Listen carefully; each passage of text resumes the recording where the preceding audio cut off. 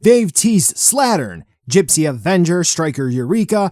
Hopefully we'll get more. Do not miss these figures. Pre-order at BBTS today at the link in the description.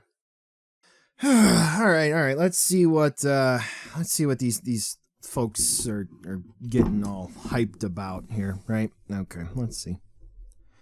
Well, it looks amazing. Ooh. Ooh. Ooh. Ooh, that's pretty cool. Oh. Oh, well, hold on. Hold on a minute. Ooh. Ooh. Well, don't mind if I do. Oh, man. I don't know about you, but Pacific Rim fans, I think we're eating pretty good. So if you'll excuse me, I'm gonna go to town. Dragon Ball, horror, kaiju, and more. Steven's Toy Reviews. Hey there, collectors. It's gonna be Steven here, and pardon me butchering the pronunciation. It looks like LingJiHun Pacific Rim Crimson Typhoon is here now, and oh my word. I have been gassing this up on my socials, Twitter, Instagram, Facebook groups, my Discord server. You definitely need to check it out. This is it. This is everything Pacific Rim fans have wanted, have needed, except for maybe the size and the price. When I saw this first get teased, because there's a lot of stuff coming out of China right now, third-party, questionable stuff, and it's like, do I want to take the risk? I don't know about that, but when it comes out, it's bussin', as the kids say. I don't know, do they say that anymore? I'm getting to be anyway, it is fantastic, and Pacific Rim has been blessed by what appears to be an amazing Chinese company, and it's officially licensed. I was a bit hesitant. I wasn't even sure if it was going to happen, and not only has this company announced that a Gypsy Danger is happening soon, and it's going to have some revisions from the promotional pictures and the prototype, but they've also teased Striker Eureka, Gypsy Avenger, and our first Slattern action figure. I mean, I'm selling this up just to basically get a little bit more runtime in here to keep you engaged. I'm honest with you, at least, because I have nothing else to say except for you should add this to your collection. You can click off the video now. But while you're here, let's show you why. Now, accuracy, I'll leave that back to you for whether or not it's 1-to-1. If you want to pull out the CGI model, go ahead. I'll leave that to you, but quite frankly, this is breathtaking to say the least. Obviously, there are going to be a couple of things that are compromised because you have the model that is used for the film, and you have some mechanical stuff that can be hidden in the shadows and can fold into each other, which you can't have in the physical actual space here, particularly for an action figure. They had to work around that.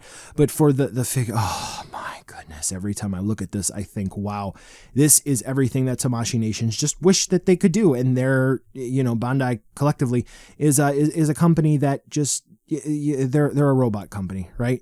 And here, I don't know how they were able to do this, but you just look at it and you think, wow, that is a metallic, shiny red. There has to, nope. It is all going to be a soft plastic. You heard me correct, a softer plastic. Everything has some pliability to it, which is amazing. And you probably hear some joints ratcheting. Yep, there were some ratchet joints. The detail is immaculate, all things considered, with the type of material used to make this figure, and not an inch of any surface of this figure is missing detail. It just looks fantastic. All of the decals, all of the stencil work, everything is just beautiful. The amount of kaiju this one has killed, the markings for Crimson Typhoon, the symbol for this Jaeger, the detailing for the Kanpod, which you will see lights up, is great. The hands are nice and pointy. Of course, quality control may vary from unit to unit, and mine, it's got a couple of little bit of white splotches here or there out of line. No figure can be perfect. I've gone on long enough now. Needless to say, Yes, this is going to be about $100, but oh my goodness, we absolutely got our money's worth in the sculpt and the paint department. Now, if you think the sculpt and the paint was really impressive, Articulation's a whole other world. And we can kind of get through it quick, but at the same time, we have to appreciate everything. The con pod is going to be on a ball joint, basically, right? And it's just going to be right there where you see it plugging into the neck, because the head is housing a lot, right? So it looks down about that far, looks up, rocks back and forth, left and right. We do have these little attachment pieces here that looks like that's where the con pod would plug into the neck, like right here, if you will. And there would be some sort of like system if this were a real robot and so forth. That's kind of detached here, which this is really how it should be done. So let me just zoom in here so you can actually see what I'm talking about and pointing at. So you see like these dingleberries here. Those look like they would be attached in down here, and then like they'd be up and moving around, but that's not the case here. And that's fine, because that sort of aesthetic alteration, if you will, is definitely what works great. So next up, we're going to be talking about the arms, and we got 3, so let's go with the right side first. So to kind of talk about how things go, how do these pads work? Well, you may get them in the box like this, or you may get them in the box like that. Either way, doesn't matter. Why? Oh, there's a hinge, and you can move them. So this way, they are out of the way. I just put them down by default like that. They're not in anyone's way at that point. They plug into the body on a ball joint, as you can see, just on one ball joint where they plug in. But that's going to be fine, because they can twist, turn, spin around, all that fun stuff. And they do hinge up, but only down here. I have not been able to get this to hinge at all. Like this here to move up or down. Just the arm here. So if you were looking to get that point to move, I can't. But yes, so it moves up about that far. But oh, Crimson can drop her arms all the way down like that. Very cool. Bicep swivel. Both of the arms are the same. Single hinge elbow, which honestly, do you need anything more than that? Yeah, but looking at the design, full 90 degrees. It is what it is. The wrists, single swivel and hinge. Unfortunately, we can't rock that way, but it is what it is. Keep in mind, you saw it was real easy to move. Uh-oh, stinky. I'll come back to that later. The big arm. Shoulder pad. Ball joint. Does it get in the way? Kind of. When it does, it's softer plastic. So guess what? Doesn't really matter because it moves. Which is great. As you can see, the big arm is going to be on a ball joint. So you can twist and turn, and you can move it around, and you can spin it, and all the fun stuff. No issues. And guess what? Oh, look at that. Like I said, the shoulder pad doesn't get in the way of any movement. She can T-pose because there is going to be a hinge there. And just likewise, there is going to be a bicep swivel. Awesome. We do have a single hinge elbow. Okay. Well, it's about 90 degrees. But then what's interesting is we have a little bit of a micro adjustment here for the elbow, where the forearm plugs in. For the big grippy hand, we do have some hinges for the fingers, so she can grab anything with her fingers. And then the base of this here just kind of rocks around like a ball joint. So that is that. This is a real big bulky forearm, and it would be really great if there would be some other movement, because what if you wanted to, oh, wait a minute, what do you mean that we have a secret little function here that helps out with accessories as well? Yeah, so basically the way that the forearm plugs in is going to be on a square peg. So even though I had it like this, you can switch it around so that way the forearm moves like this, or like this, or yeah. So any of the 4 directions you would like there. So you can change up the way that it kind of looks if you want to do that. Unfortunately, you are going to have to pop it off and pop it back on whenever, but such is life. Waist, ball joint. It looks like it's only one ball joint, but we do have this floating piece here that helps to cover stuff up. This sometimes does get in the way of movement, and it'll get stuck, but you can see Crimson moves down about that far, right? Which is cool. Moves up about that far. So I'm inclined to think it's a double access barbell style joint, but c'est la vie. If you want to do flip-de-doo with Otachi, you can do that. And then obviously rock. The legs. Okay, so ball joints. where the hips plug in.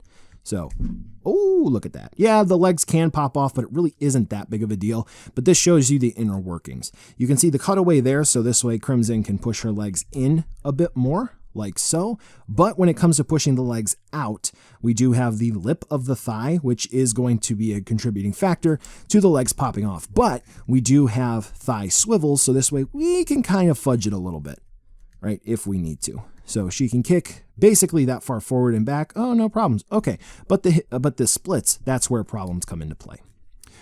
We have a single hinge knee here. Oh, I haven't talked about something yet, have I? I'll talk about it in a second. Okay, then we have a hinge here with an actual piston there that does move along the hinge. So that's good.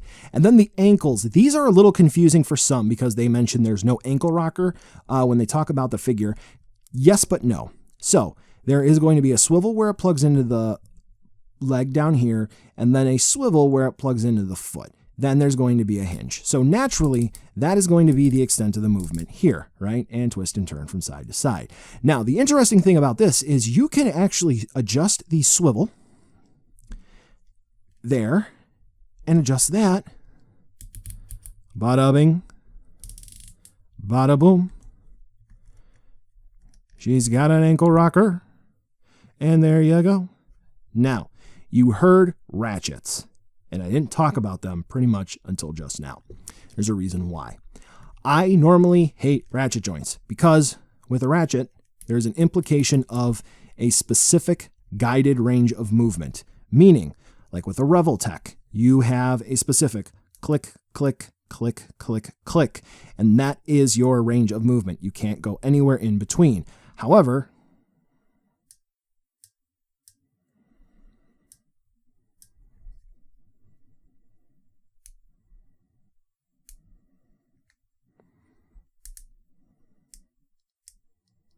you can kind of fudge it here. So the actual ratchets in and of themselves, they are very, very small. And you can sort of jump in between the ratchets. So you're not really defined to just those individual specific degrees of movement. So that is really cool here. You fudge it, not one-to-one. But needless to say, even then, the ratchets do have a really great range of movement. They allow for a lot.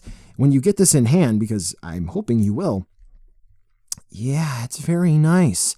So for the articulation, I mean, realistically speaking, for Crimson Typhoon, what more do you need here, right? I mean, man, she is amazing. Like, look at that. Oh, okay, maybe I could do just a little better job of dispersing that weight. Okay, you get the point. So, she does come with accessories, okay?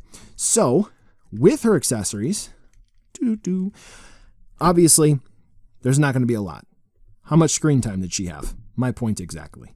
But we do have some options here. So, Thundercloud formation, and this is the reason why I'm not doing my normal accessory loadout.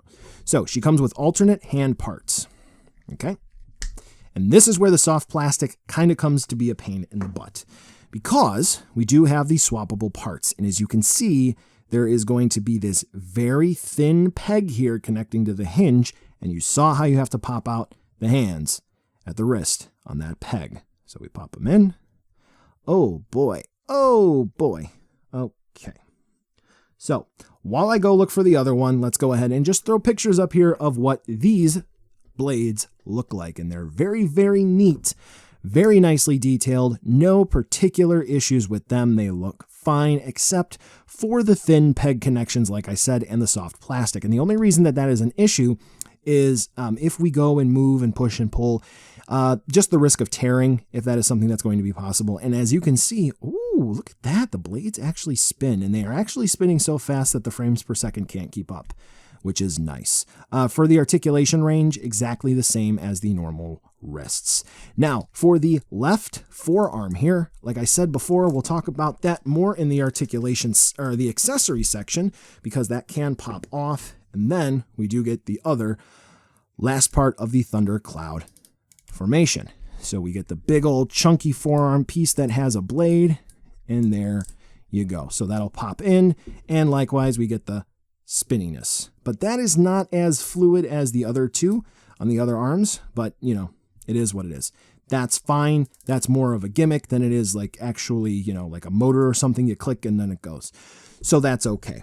Additionally, we do also get, I think the other one fell because I can't find it here. We get 3 thruster boost parts that just basically plug into her back in all 3 parts. But don't worry, I will show you what they all look like plugged in, because that is not going to be all that Crimson Typhoon comes with. When you take this big arm part or that big arm part and you insert batteries that come with the figure in the correct spots, this on the back and this in the head, easy assembly, but you know, if you take it apart and you do it, you may have stuff pop off. The back one's kind of a pain. There you go. We get a light up function. Yeah, that's really cool. So here's maybe some fun photography on how it looks under different settings, including just keeping the camera in the normal picture setting, then just turning the lights off with my normal picture setting, and then doing a longer exposure time. So this way you get a good idea.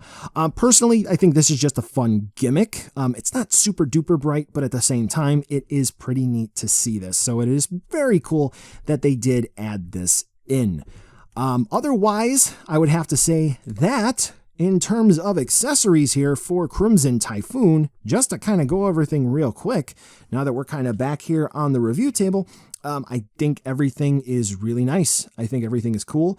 Maybe some sort of automated effect for the blades would be neat, but nevertheless, we can't really do that considering the size, and we do have the light up mechanisms. Yeah, the only other thing is maybe a crushed con pod, but maybe that'll come with an Otachi that they're doing. If you need anything else, like maybe a support stand would be cool, because Crimson Typhoon does a whole bunch of cool stuff like that. Flips and tricks and neat stuff. Yeah. Check out some other videos that I have up. Now, with that being completed and we're rounding the corner, here's where we get to the downside. Yeah, so size comparison time. This may not be an issue for most, but Crimson Typhoon here, and assuming the rest of the figures that they are going to make are going to be in the same size category, because, you know, we want to keep things consistent. Crimson Typhoon is going to be bigger than pretty much all of the other standard Pacific Rim figures that you're going to have, and obviously going to tower over the standard kaiju figures on the market today, including your 6-inch scale releases and higher.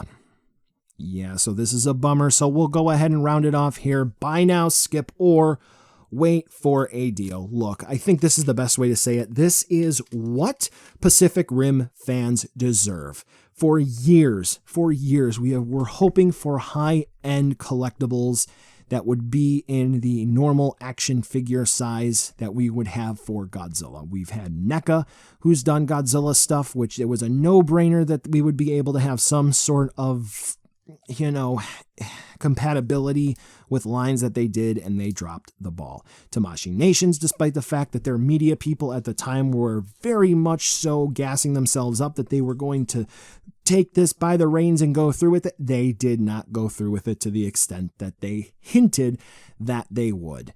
We did have some releases, but no, they didn't go through with it. And Diamond Select Toys, who knows what they are doing. Instead, here we have LingJiHun, who, the company, LingJiHun, whatever, they are making amazing figures. At least Crimson Typhoon is a solid 9 out of 10 in the looks department, articulation, and the accessories. The price is going to run you about $100, which is absolutely worth it in my opinion. But the problem is the NECA figures are so outdated that even if Crimson and the rest of the figures do sort of blend in with those, who owns them still? And if you're new to the collecting, or do you even have accessibility to them? And we want Pacific Rim figures to go with our Godzilla stuff. It's not hard to get that through your brain. That's what we want. Pacific Rim is complimentary. It is not the main course. It is not what we go to a company for. It is a side dish. It pains me to say that. I love Pac Rim. But this was an amazing chance to have a figure line that would just not be in scale with Haya stuff. And it just fails. But on its own right. What was it, Britney Spears that sang Give Me More? Daddy Likey.